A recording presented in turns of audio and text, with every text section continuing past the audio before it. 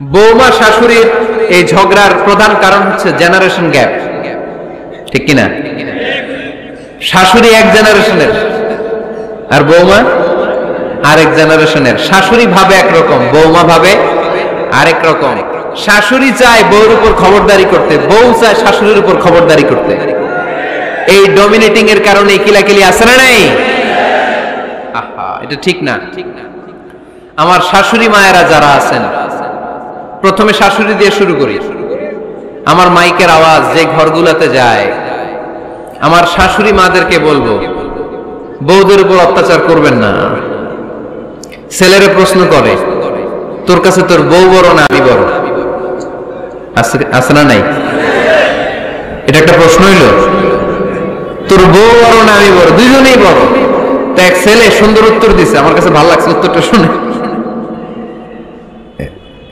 এক মা প্রশ্ন করছে, তোর এতদিন আমি লালন পালন করে বড় করলাম, জীবন যৌবন তোর জন্য শেষ করলাম, আজকে বউ পাইয়া বউ তোর আপন হয়ে গেল? এবার ছেলে উত্তর দিছে, মা, আমার মুখ থেকে মা ডাক শোনার জন্য তুমি কি কষ্টটাই না করছো জীবনে। 10 মাস আমারে পেটে ধারণ করলা, খাইতে পারো নাই, বমি করছো, খালি ওষুধ খাইছো, তোমার পেট কেটে আমারে বের করা হয়েছে, 2 বছর আমারে দুধ খাওয়াইছো, পেশাব পায়খানা পরিষ্কার করেছো। বয়স যখন 3-4 তখন তোমার আমি মা ডাকছি। এই মা ডাকটা শোনার জন্য তুমি এত কষ্ট করছো। আর আরেকবারের মাইয়া এই ঘরে আইসেই তোমার মা ডাকা শুরু করছে। যেই মেয়েটা তোমারে মা ডাকে সে আমার আপন হবে না কেন মা? ঠিক কিনা? এই মা ডাক শোনার জন্য তুমি এত কষ্ট করলা, আমার লালন পালন করলা, 10 মাস পেটে ধরলা, পেশাব পায়খানা পরিষ্কার করলা, এরপরে মা ডাক শুনতে পারছো। আর আরেকবারের মেয়ে জানা নাই চিনা নাই এসেই তোমার ডাকা শুরু করছে মা। তো যে আমার মারে মা ডাকে তার স্থান তো আমার কলিজায়, ঠিক কিনা? শাশুড়ি আম্মারা যারা আছেন, প্লিজ বৌমাদেরকে কষ্ট দিয়েন না। অনেক শাশুড়ি আছে পান থেকে চুন খসলে রেগে যায়, পদে পদে স্ত্রীর ভুল ধরে, বউয়ের ভুল ধরে, আছে না নাই? এটা করবেন না। সে তো নতুন, আপনার অনেক এক্সপিরিয়েন্স হতে তার সময় লাগবে। তাকে সময় দিন, তাকে ভালোবাসুন, ঠিক কিনা? না বুঝে সামান্যতে বৌমারে বদদোয়া দেয়, এরকম আছে না নাই? কিন্তু বুঝতে চায় না, বৌমারে যদি বদদোয়া দেয় তাহলে তার নিজ ছেলের পরিবারের ক্ষতি। পেটে ধরা যে ছেলে, ছেলের পরিবারের কিন্তু ক্ষতি, তার আপন নাতি নাতনিদেরই ক্ষতি। আওয়াজ করে বলেন ঠিক কিনা? বৌমাকে বদদোয়া দিয়েন না। বৌমাকে নিজের মেয়ের মতো দেখবেন। সমাধান আমি দিচ্ছি। কেমন দেখতে হবে? নিজের মেয়ের মতো। নিজের মেয়ে সকালে ঘুম থেকে ওঠে 11টা, ওইটা সমস্যা নাই। বৌমা কেন উঠলো না, ওইখানেই ঝামেলা, আছে না নাই? মেহেরবানি করে আপনার বৌমাকে আপনার নিজের মেয়ের মতো দেখেন। নিজের মেয়েরে যেমনি আদর করেন তাকেও অমনি আদর করেন। আপনার বৌমারে যদি আপনি কষ্ট দেন, মনে রাখবেন আপনার নিজের মেয়েটাও আরেকবারের বউ হয়ে কয়েকদিন পরে যাবে। আপনি যা যা করবেন আপনার মেয়েকেও তারা ওই রকম কষ্ট দিয়ে বাড়িতে ফিরিয়ে দিবে। চিল্লায় বলেন ঠিক কিনা? খবরদার, টিট ফর ট্যাট। ইট্টি মারলে পাটকেলটি খেতে হয়। এজন্য শাশুড়ি আম্মা জানারা যারা আছেন, বৌমার সাথে খারাপ আচরণ করবেন না মেহেরবানি করে। তাকে আপনি কষ্ট দিলে আপনার নিজের মেয়েটাও আরেক বাড়ির বৌমা হবে, সেও ওই বাড়িতে এই কষ্টগুলো ভোগ করবে। এগুলো যখন আপনি শুনবেন তখন আপনার চোখ দিয়ে পানি পড়বে কি পড়বে না? পড়বে। এবার আসেন বৌমার কথা বলি। বৌমা যারা আছেন মেহেরবানি করে, বৌমা যারা আছেন মেহেরবানি করে আপনার শাশুড়ি আম্মাকে নিজের মায়ের জায়গায় রাখবেন। আপনার বাড়ি ছেড়ে নতুন বাড়িতে আসছেন, তো এটাই তো আপনার বাড়ি। আপনার মা রেখে দিয়ে নতুন মা পাইছেন, এটাই তো আপনার মা।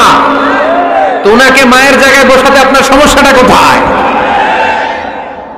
বৌমারা খেয়াল রাখবেন, আপনি আপনার শাশুড়ির সাথে যে আচরণটা করতেছেন, আপনার শেষ বয়সে আপনার ছেলের বিয়ে দেওয়ার পরে যে বৌমাটা আসবে ওই আচরণই আপনাকে ফিরিয়ে দিবে। The nature has its own return. প্রকৃতির একটা মাইর আছে, এটা শেষ মাইর, এটা শেষ খেলা। প্রকৃতির খেলা বড় খেলা। আপনি আপনার শাশুড়ির সাথে যে আচরণ করবেন, আপনার শেষ বয়সে আপনি একদিন শাশুড়ি হবেন, এটা মাথায় রাখবেন। ওই আচরণই আপনি ফিরে পাবেন। আওয়াজ করে বলতে হবে ঠিক কিনা? এজন্য 9 নাম্বার পয়েন্টস হচ্ছে মিউচুয়াল রেসপেক্ট।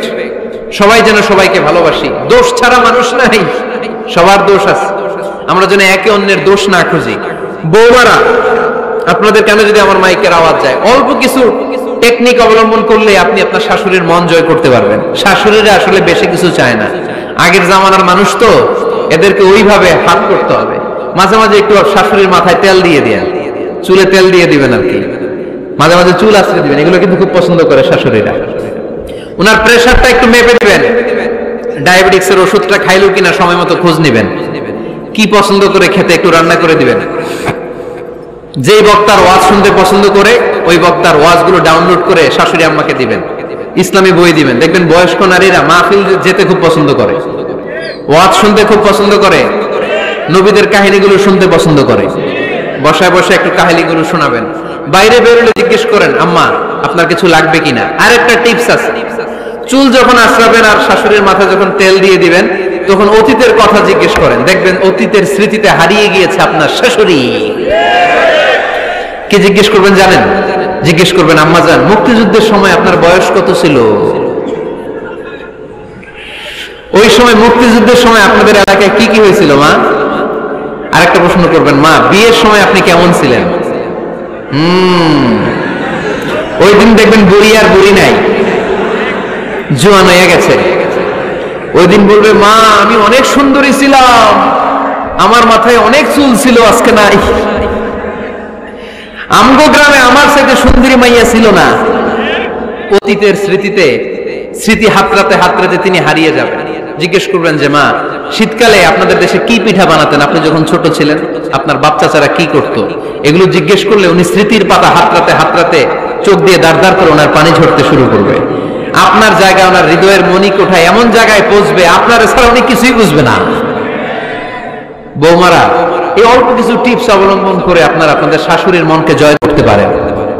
শাশুড়ি বৌমার দ্বন্দ্ব আমরা চাই না, আমরা চাই শাশুড়ি বৌমাকে নিজের মেয়ের মতো জানো, আর বৌমা শাশুড়িকে আপন মায়ের মতো ভালোবাসুক, ঠিক কিনা?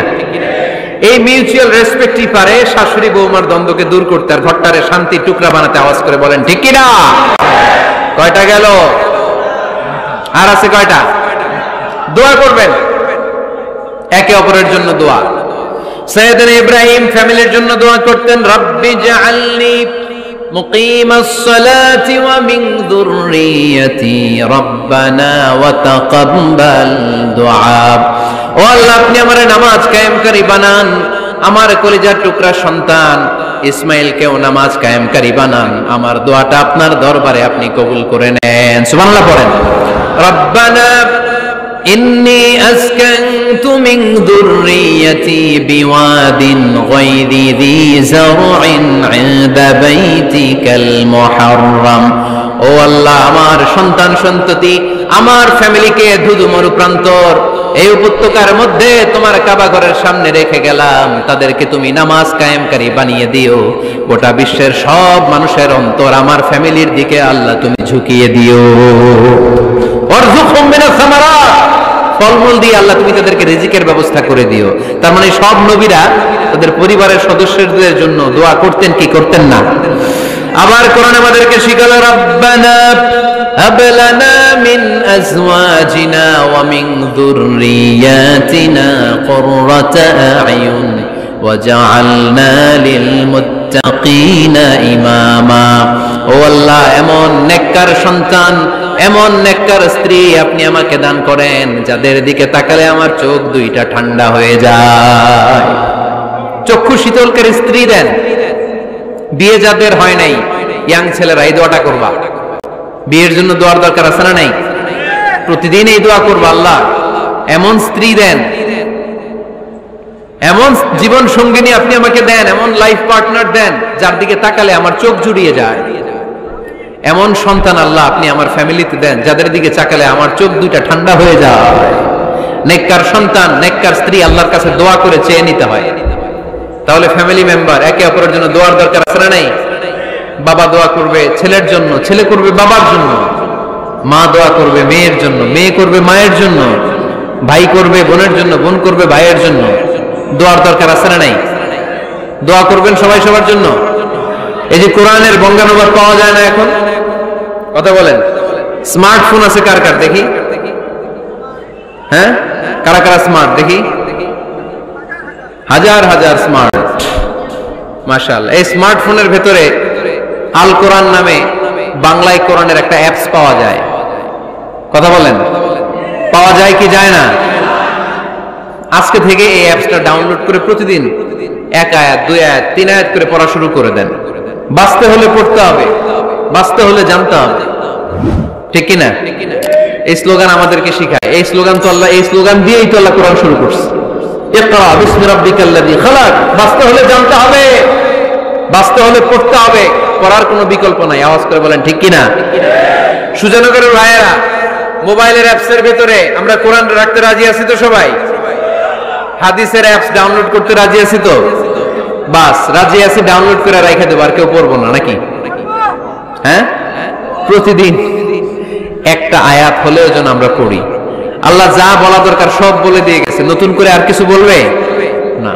আমরা যেন পড়াশোনা করি, আমরা যেন একটা পাঠাগার বানাই। আবারও কখনো আসার সুযোগ হলে আমি জিজ্ঞেস করবো, যদি আমার মনে থাকে, যে আপনাদের পাঠাগার আছে কার কার ঘরে।